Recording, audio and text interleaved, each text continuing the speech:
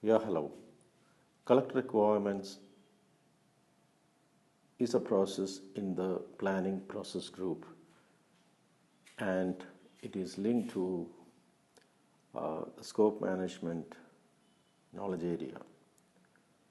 Again, collect requirements is part of planning process group, and it is part of scope management knowledge area. Here we are talking about collecting the detailed requirements. So far we were operating with the high level requirements. Now we are getting into detailed requirements.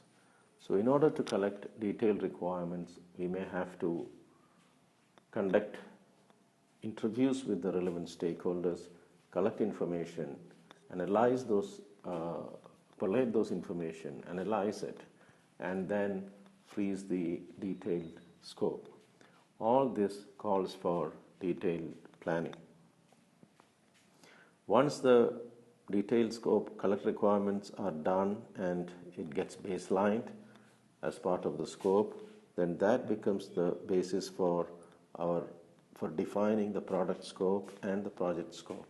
When I say product scope, it is I mean the features of the product, which is the output of the project.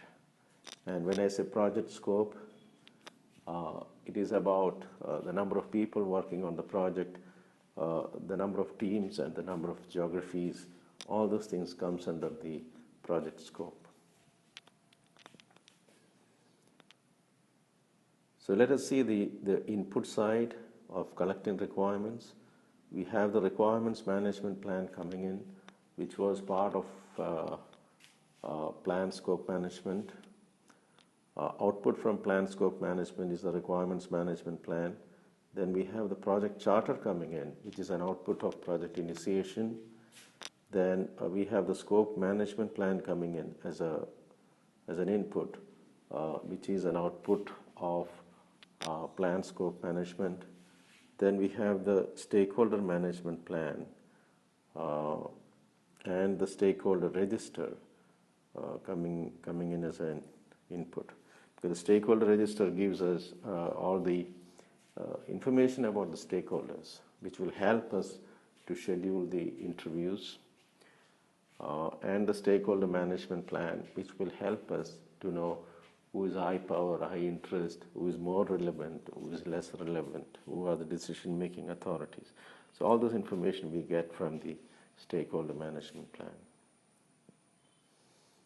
Then tools and techniques. We conduct interviews is one main tool. Sometimes it could be surveys, interviews, online forms, all these things possible. Then focus groups working on it, a group of experts working on defining the requirements. Then context diagrams. It helps us to define or identify and logically group the scope.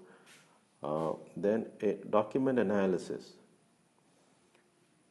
So when we analyze documents, that will help us to come out with some of the scope. Observations possible. Building prototypes will help us to gain more and more insight about the functionality. Benchmarking, comparing with a better product or service, will help us to identify the gaps, and questionnaires and surveys help us to again collect information. Then we have group creativity techniques like brainstorming, a group of people applying their minds together without much of validation and coming out with as many ideas as possible. Then idea mapping. Idea mapping works well with brainstorming. The brainstorming may give us a lot of diverse ideas, and idea mapping helps us to converge or group these ideas. Affinity diagrams affinity diagrams helps us to, when let's say 1,000 ideas coming in, a kind of grouping is required. So grouped ideas will help us to identify the modules. So for that we help the affinity diagrams. Nominal groups, brainstorming is done, then groups are allow to vote or validate, so that is nominal groups, multi-criteria decision analysis. So while choosing an idea, while qualifying an idea, we can have predefined parameters for decision making when it comes to including an idea or excluding an idea. Then we have group decision making, like unanimity. We look for unanimity, and we help. Sometimes plurality is also required. Okay, so we are not looking for majority. So a group which contains the maximum supporters can vote the idea. Then dictatorship. Sometimes the chief expert can say, this is what I want and this is what I do not want.